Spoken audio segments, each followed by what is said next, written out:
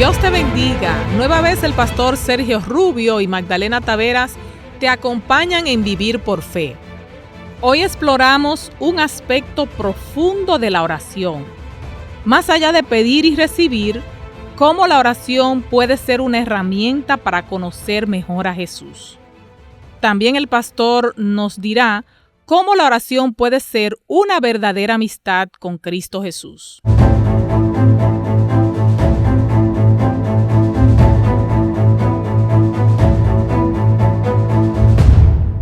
Como de costumbre, tenemos al pastor Sergio Rubio para contestar nuestras inquietudes bíblicas. Bienvenido, pastor. Muchas gracias, Magdalena. Saludamos a todas las personas que escuchan Vivir por Fe, que Cristo Jesús pueda morar en nuestros corazones en el día de hoy. Amén. Pastor, hoy hablamos sobre la oración y me pregunto, ¿es la oración más que una lista de peticiones? Así es, la oración es más que una lista de peticiones, Magdalena. Y claro que nosotros en nuestro egoísmo pensamos que cuando vamos a la presencia de Dios es a decirle dame esto, dame aquello, dame lo otro. Y sería una situación complicada cuando nosotros vamos a hablar con una persona y vamos a pedirle todo el tiempo. O sea, la amistad allí se puede incluso quebrar, porque si vamos solamente a pedir, entonces ahí tenemos una dificultad. Aunque por supuesto que en medio de la oración nosotros necesitamos presentar a Dios nuestras necesidades, pero la oración no necesariamente debe ser una lista de peticiones, aunque de manera común las personas entienden que sí, que es una lista de peticiones que debemos llevar delante de Dios. O sea, la mayoría de las personas tienen ese hábito, ¿verdad? Uh-huh. Pero, pastor, por lo regular las personas no comprenden bien el concepto de la oración. Entonces, sería bueno que le aclare a nuestros amigos qué es orar. Así es que orar es hablar con Dios como si estuviésemos hablando con un amigo. Y la oración es un elemento fundamental en la vida cristiana, Magdalena. Y por eso los discípulos le pidieron a Jesucristo que los enseñe a orar.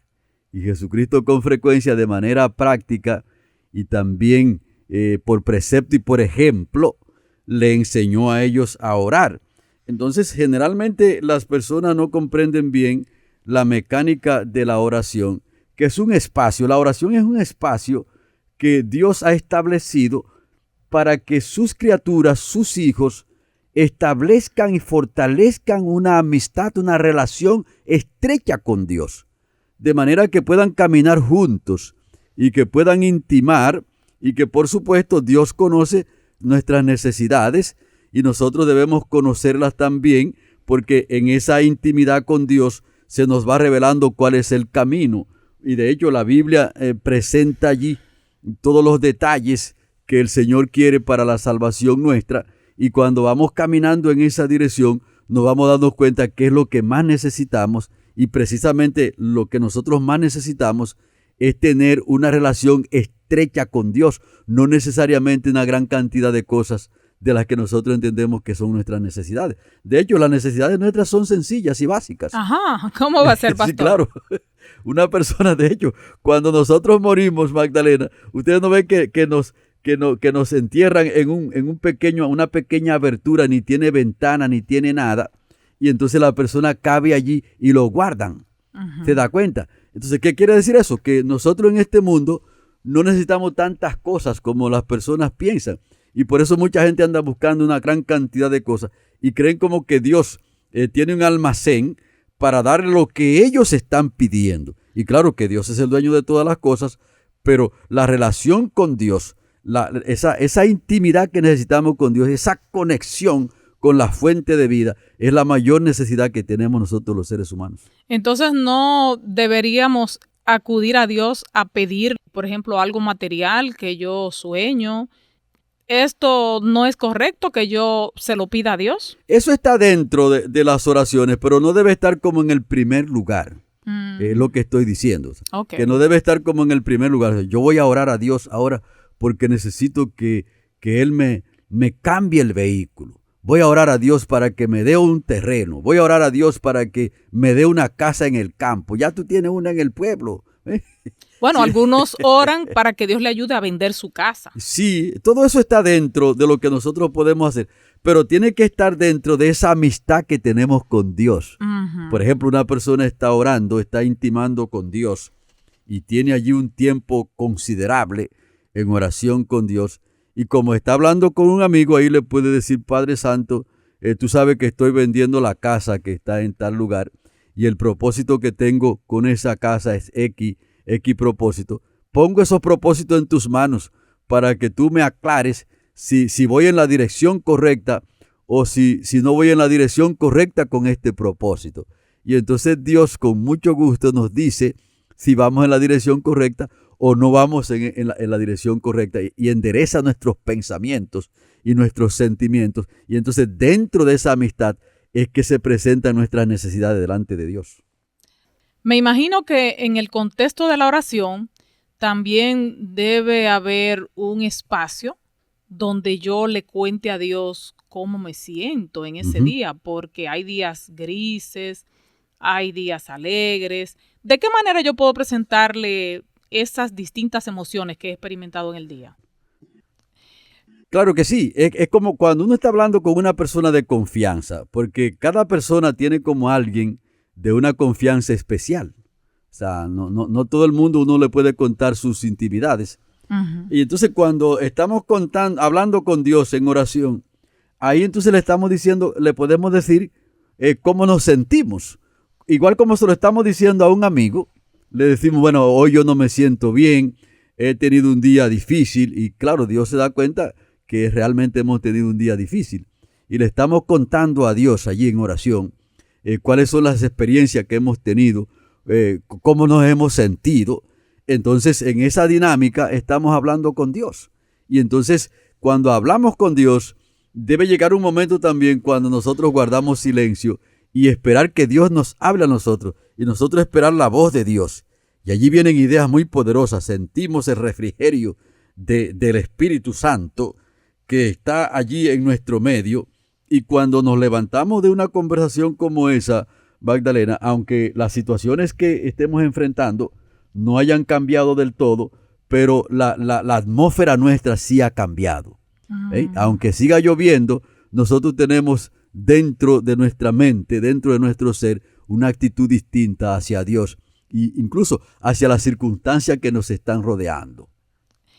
Sabe, pastor, que me he sentido motivada con esto que usted dice de mantener esa conexión con Dios de una manera más cercana, de verlo como un amigo. ¿Cómo puedo yo continuar en esta experiencia y lograr que eso vaya aumentando, o sea, que esa amistad vaya creciendo? Entonces ahí tenemos que ser sistemáticos, porque generalmente a los seres humanos les gusta ser esporádicos. Y entonces en la vida espiritual no se debe ser esporádico, hay que ser sistemático. Usted tuvo una buena comunión con Dios hoy, mañana entonces vuelva a tener esa buena comunión con el Señor. Al día siguiente es bueno tener esa comunión con Dios. Y si en el día podemos tener varias experiencias con Dios de esa manera, también debemos tenerlo, porque mientras más cerca de Dios estamos más seguros y nuestra vida espiritual incluso puede ser más productiva para las personas que nos rodean. Porque mientras más cerca de Dios nosotros estamos, también podemos beneficiar a las personas que nos rodean. Pero me imagino que si tengo esa conversación con Dios, ya cuando estoy en las labores, no lo voy a hacer como lo hice en mi casa, ¿verdad? Con todas las condiciones dadas. ¿De qué manera puedo yo intimar con Dios en cualquier lugar donde me encuentre? Por ejemplo, usted está trabajando y se pone a cantar un himno poderoso, un himno espiritual, ¿eh? Que hay canciones que no son espirituales. Hay canciones que van por otro lado, ¿eh?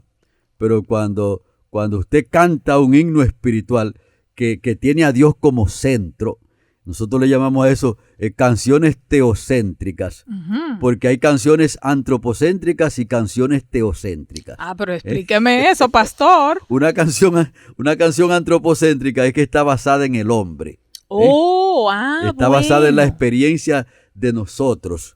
Y entonces una canción teocéntrica está basada en lo que Dios es, en lo que Dios está haciendo, en lo que Dios quiere hacer, en la misericordia que Dios tiene.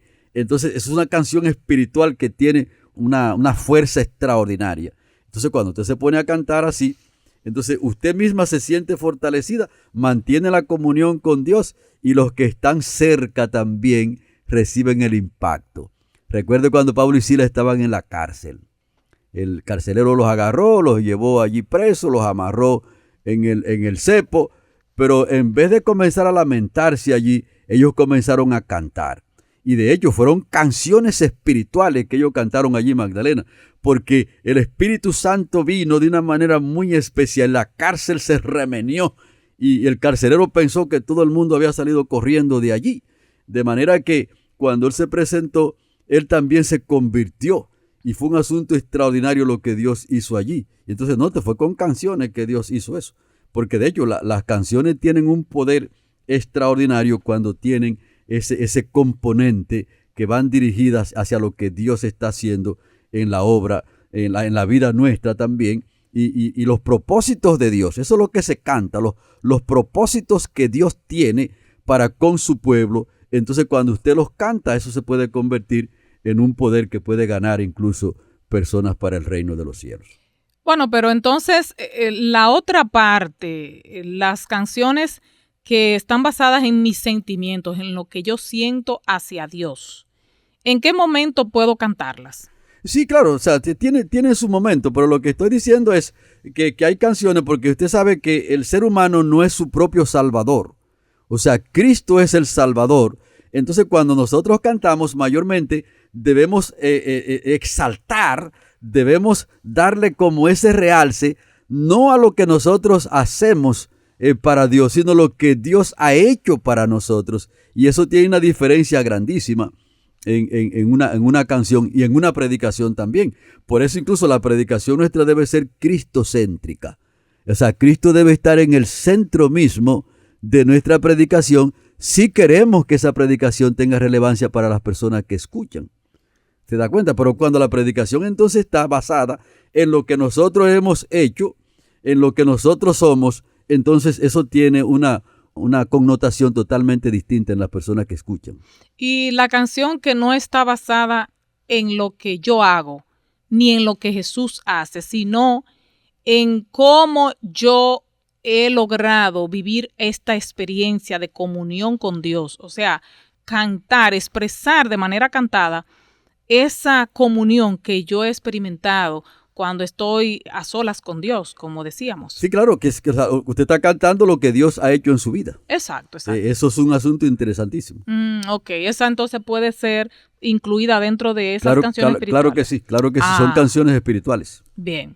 Pues pastor, entonces hagamos un resumen en este momento. Así es, así que la oración que nosotros hacemos a Dios no necesariamente tiene que ser una lista de pedidos que llevemos allí, dame esto, dame aquello, y cada rato que vamos delante de Dios en oración es simplemente para pedirle, sino que la oración es un espacio que Dios ha establecido para que sus criaturas, para que sus hijos, que todavía vivimos en este mundo de maldad, en mundo de pecado, podamos fortalecer diariamente nuestra comunión con Dios, nuestra amistad con Dios. Y por supuesto que dentro de esa conversación con Dios como un amigo, entonces podemos expresarles cuáles son las necesidades que sentimos aquí, que pueden ser necesidades materiales, necesidades espirituales. También podemos interceder por otras personas, Magdalena, porque la oración también es para eso, para interceder. Hay oraciones intercesoras, tienen un poder extraordinario y también nos dice a nosotros el nivel que tenemos para que otras personas puedan ser salvas. Por eso hemos dicho aquí en este espacio que nosotros necesitamos leer la Biblia, tenemos que orar, pero también necesitamos trabajar por la salvación de otras personas. Parte del paquete que Dios nos ha puesto para mantener la comunión con Él. Pues aquí en Vivir por Fe agradecemos al pastor Sergio Rubio, quien nos ha recordado cuál es la vía correcta para conocer mejor a Dios. A ustedes también les agradecemos la atención dispensada y esperamos que nos acompañen en la siguiente entrega. Compartieron como de costumbre el pastor Sergio Rubio y quien les habla, Magdalena Taveras. Hasta la próxima.